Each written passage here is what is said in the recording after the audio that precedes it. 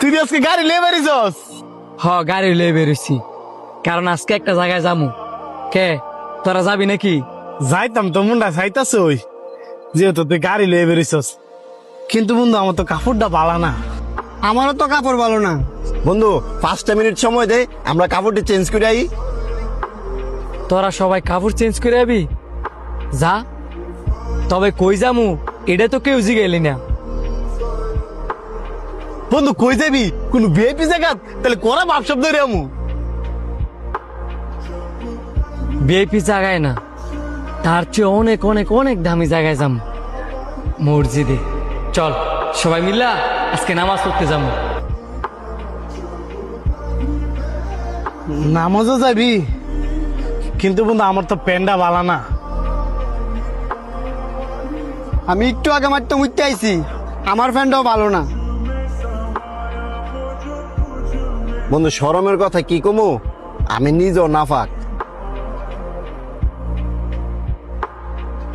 আরে সমস্যা কি?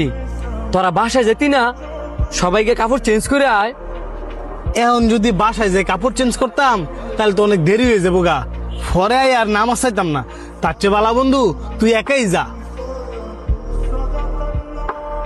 বাহ, ভিআইপি জায়গা ঘুরতে গেলে বাসায় গিয়া 5 মিনিটের ভিতরে ভালো কাপড় পরে আইতে পারবি। আর নামাজ পড়ার কথা কইছি, হ্যাঁ নাকি নামাজ পাইতি না, দেরি হয়ে যাবো। আমারে দেখ, আমি তো নর্মাল কাপড় পরে আইছি। শোন বন্ধু, নামাজ পড়ার ইচ্ছা থাকলে এত অজুহাত দেওয়ার লাগে না। আমরা সবাই জানি এই পৃথিবীতে আমরা কেউ স্থায়ী না, আমাদের সবার মরতে হইব। তারপরেও আমরা পরকালকে ভয় করি না।